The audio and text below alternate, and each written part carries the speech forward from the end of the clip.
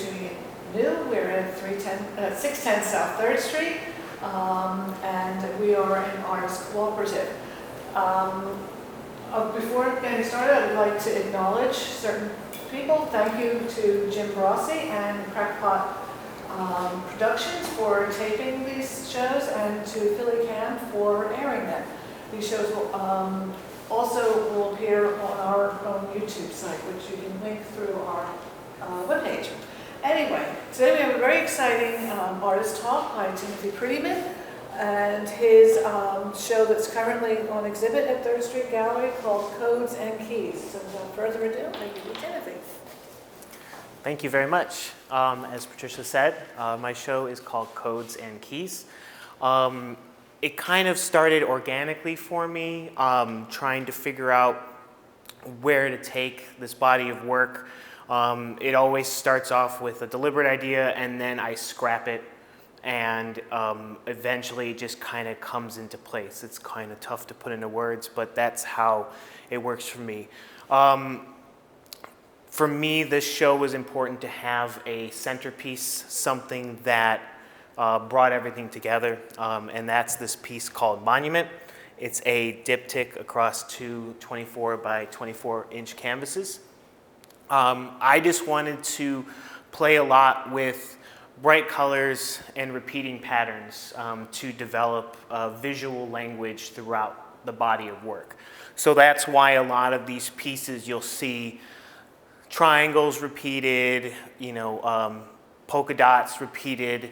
I actually take cardstock and draw a circle, irregular shaped circle, cut it out, and then I use it stenciled to draw. So it's the same circle every time with slight differences because you're going to paint under, you're going to paint over the lines. But I just wanted to make it look like a repeating pattern, but an imperfect repeating pattern. So that what makes it more visually interesting. From this piece then, I went over to Signal and tried to use the polka dots and the triangles.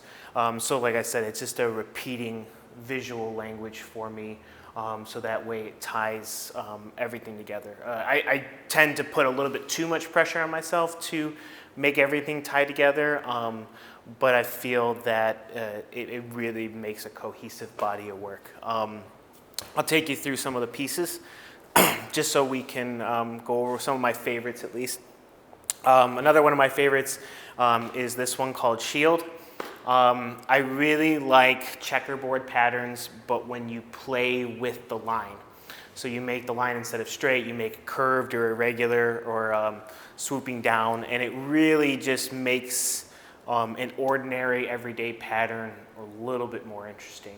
Same with any of the straight lines. They're drawn with a ruler, but you're always going to paint, like I said, under the drawing or over the drawing. So it's going to be imperfect no matter what. I actually get sometimes worried that when I draw a line with a ruler, I'm like, it's too perfect. But then I have to tell myself that I'm going to screw it up when I paint. So and that's fine. So it's not horrible. It doesn't ruin the piece, but it makes it more visually interesting. So this one, Downplay. I had a series of pinks that I mixed. All the colors besides white and black are mixed together. They're not straight out of the bottle. Even if it's a matter of just adding a little white or a little bit of a unbleached titanium, like a cream, just to make it a little bit more unique. But I did a series of 7 pinks, like gradient. So I just picked the 3rd, 4th, 5th, and 6th. So that way it takes the pattern but makes it a little bit different, and you can see a subtle change from light to dark. And I think that's probably one of my favorite pieces as well. It just really pops. It's actually the first piece in a while that I made, and as I was making it, I'm like, this is going to be okay. This is going to be good. Usually everything else is, we'll see what it looks like at the end.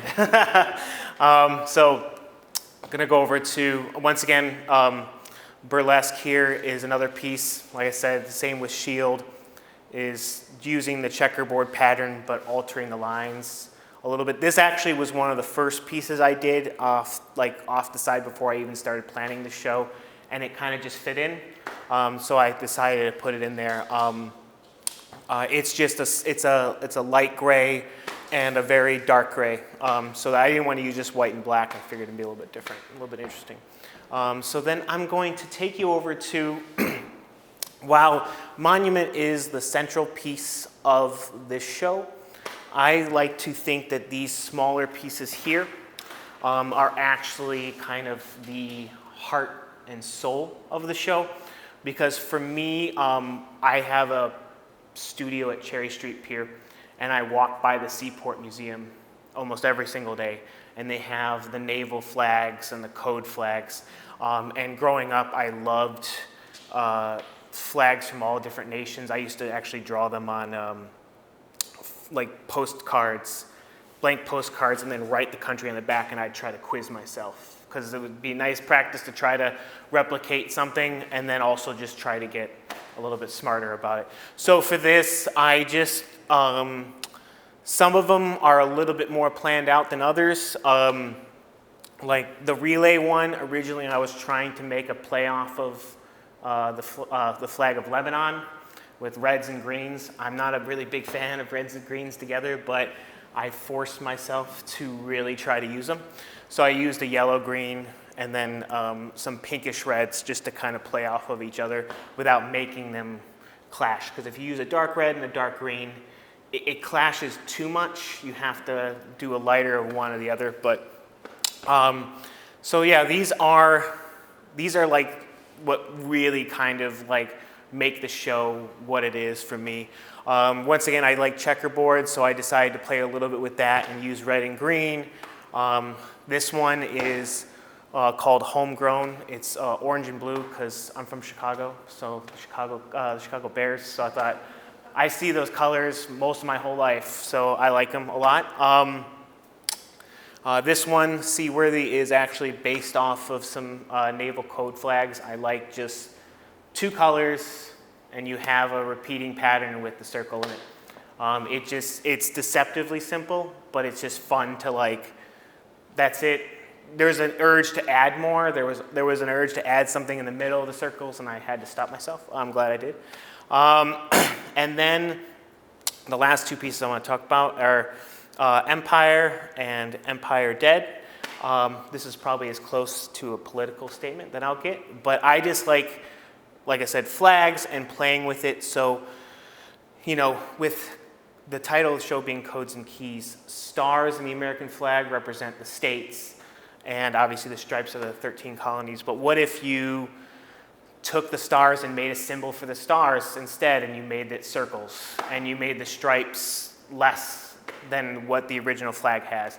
It's just a way to play off of an idea. You can say it's an American flag, but it's not like an exact replica like Jasper Johns when he does his American flags. So that's pretty much the show. It's always very interesting to try to figure out a way to talk about it and try to vocalize the creative process behind it. I'm looking forward to making many more along this lines. I've already started a new series of paintings that continue this but are a little bit different. I want to thank everybody at 3rd Street for being so great. We always help each other out with sittings and hype each other up, so it's great. If there's any questions or comments. You start with the notion of what colors you want to work with first, or do you start with the design and then see? So do you go from design to color, or color to design? It's both. It really depends. Sometimes I will have a few colors where I'm like, I mixed a great red. I want to use that red. Okay. And then it's a lot of it also is, what's the last piece I made? I don't want to make it too similar to that unless it's part of a series within a series. But each of these does have pencil sketches to go along with it. They're probably on sheets of random cardboard throughout my studio that have been tossed aside or shoved under, paintings when I top coat them or whatever. This one, the colors were the last thing I figured out with Monument. The design was what really needed to work for me. So there is multiple versions of this drawn out, and I told myself whatever I draw out on the canvas has to be it, because This was quite an undertaking. This took about 4 weeks just to I had to remix oranges to get the right color after I had painted. So yeah, this one was design first. This one was color first. So it kind of just depends on what I'm thinking. I feel like if I design it, it's tougher to pick the colors first than if I have the colors picked out. The design kind of comes more naturally, but I never really stick to one way or the other. It's kind of whatever comes about. So, yes.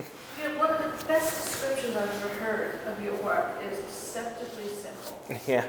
And it really is, because you know, it can be, but because of that, I mean, it's so wonderfully layered because it's, you know, at first glance, it's like, oh yeah, they're just delightful. You know, they're colorful, they're pretty, they're just absolutely delightful. They always make me smile. But then you stop and you look and you look and you look and it kind of gets deeper.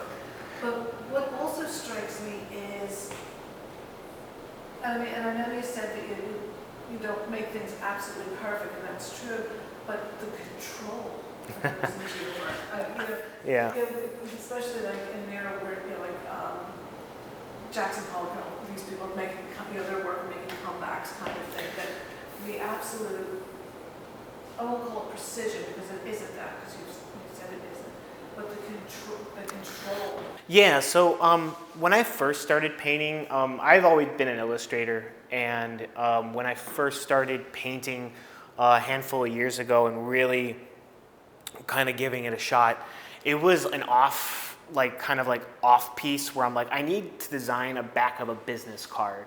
And I need to have some kind of abstract design without having a drawing, because I don't want somebody to look at it and go, oh, all you draw is this.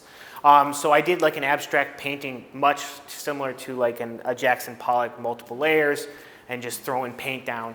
And I actually quite enjoyed it and doing it that way. But there was still an element of control because I still taped off sides. I still didn't really stray from my color palette where I'm like, I'm only using this red and lighter and darker shades of it plus white and black.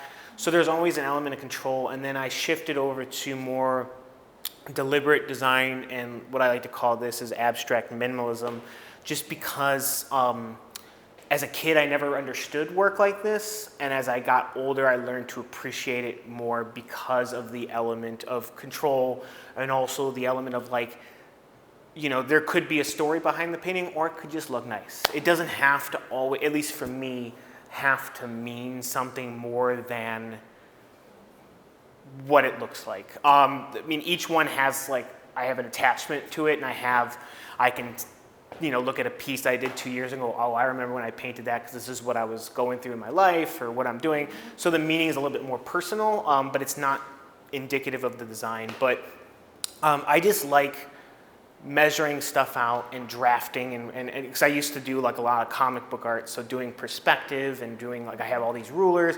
I just like the precision of it, and then if you go a little bit over the lines or under the lines, it's okay. It makes it a little bit more interesting. But yeah, I like control. I like being able to know what my paints are going to look like when they're dry. I have canvas paper that I test the paints on because I don't want any surprises when it dries. Everything is labeled. The paints are labeled. I'm very much a control-oriented person when it comes to my work because that's really the only thing you can control, like at least in, you know. So I'll take as much control as I can in that, and then let everything else fall as it may. So. So let me pursue it. So you say, yeah. Sometimes it can have a meaning or it doesn't. If that's the case, how should we read the titles off? So that's yeah. So that's a very good question, because when I first started painting, the title would come first before anything, and I just like to do something a little bit more in depth than the actual painting, and then people would. It was fun to do art shows and have people read the title, look at the piece, and then read the title again and try to figure out how they come. And they would give me some explanation. I'm like, sure, that's exactly what that means.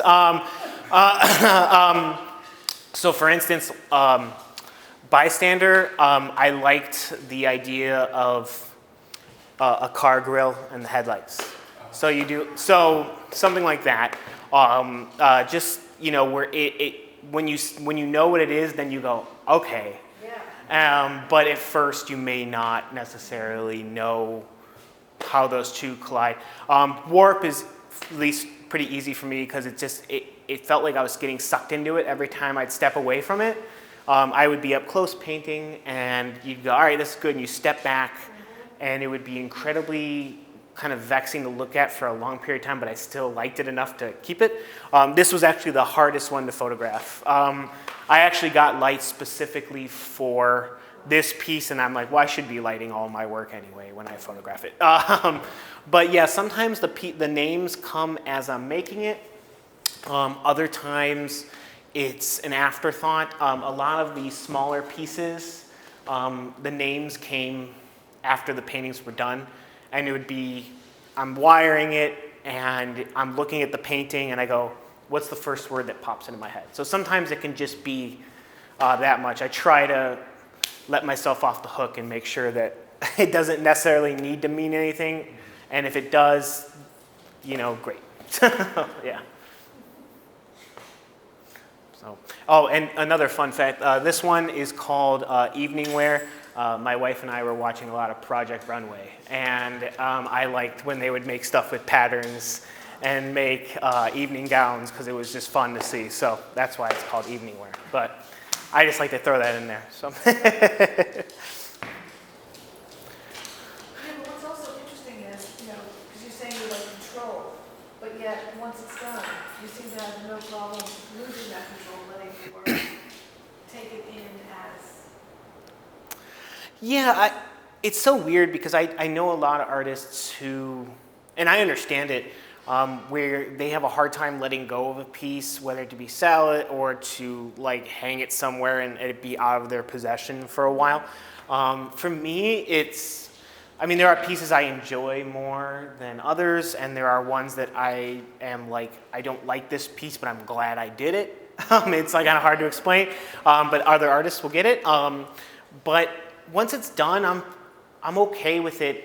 If it's never gonna be in another show for another year because I don't know how to really place it within a show, that's fine. It'll hang up in my studio. It'll have a spot for me to look at it. But yeah, I feel like the control really just goes into the design, the color, and the actual process. But once it's done and it's top coated and varnished, I'm actually the most relieved ever, where I'm like, okay, it's done, it's wired, it's done, it's ready to hang, whether the show is gonna be next week or I don't know when, and maybe I'll just toss it in a show. So yeah, I feel like there's so much energy that goes into the pieces and the control of it that once it's done, I'm just drained in a way, like, yeah. It is very tough, and I did force myself during this process to only work on one piece at a time. Because I have a tendency, when I used to paint in my basement, to have paintings all around, and I would just go to stations and paint. And it took away a lot of the process because it felt more like an assembly line. So, and I didn't want that feeling. So all of these pieces were done from January until a week before this show opened in April. So they're all relatively recent, and they're all done one at a time. So each painting kind of really is its own creation, but it still comes together as part of a show. So when you were doing that, were you thinking of the concept of this show? Yes and no. There are some pieces that I have that didn't go in here because I didn't feel like it really kind of mixed with the idea of the show. I'm always of the nature of I'd rather have X amount of paintings and cut it down to, I think I did 22 for this, but I did actually about 30. So, and once it's all done and I knew that I wasn't gonna make any more, it's a matter of just kind of cobbling it together and seeing what really works. But it still was in my head, the idea of the show. I had the show title for a while, since probably for about a year. I liked that title. I liked two words combined by an ampersand. So another symbol. Yeah, I think I would get done with the painting and be like, this is not going to go in the show, and that's okay. But it didn't really come into my thought process until I was, done with it and be like, yep, this is part of the show. So yeah, I tend to work in the studio every day, so making pieces on a regular basis is not really hard for me. And since they're deceptively simple and usually only a few colors, it's easier to do multiple pieces as opposed to somebody who's photorealistic painter or does huge pieces, and it's tougher because you only have so much time. So yeah. No, but as I said, what is amazing is how, as you said, on the surface they seem so simple, but yet they draw you in and keep you coming back to visit. Yeah, that's what I wanted. I really wanted to, I have, people who have a few people have like multiples of, my work hanging in their homes, whether it be friends or people I've met since moving out here. And it's just very interesting to see which ones they like and enjoy. It's usually ones that I don't necessarily am 100% behind. I'm like, maybe it was a hard painting to finish and it was like, I'm 70%, I don't like this one, but 30% of me says I like it. So, but if somebody wants to keep looking at it every day, that's a huge compliment. It's just fun to do something like this where, the triangles are actually measured out. I think they're like 2 inches wide, and then at the narrow part, you just cut it in half. So it's kind of like doing like basic math, which is not really fun for me, but when you're doing it in the context of a painting, it's really fun. It's great to just when people are, consistently look at it and come back. I mean, I walk by the gallery almost every day. I pop in usually just to see it because it's just really cool to see it. And up here, it's a great space here, and it's nice to see it somewhere else besides my studio walls. Yeah.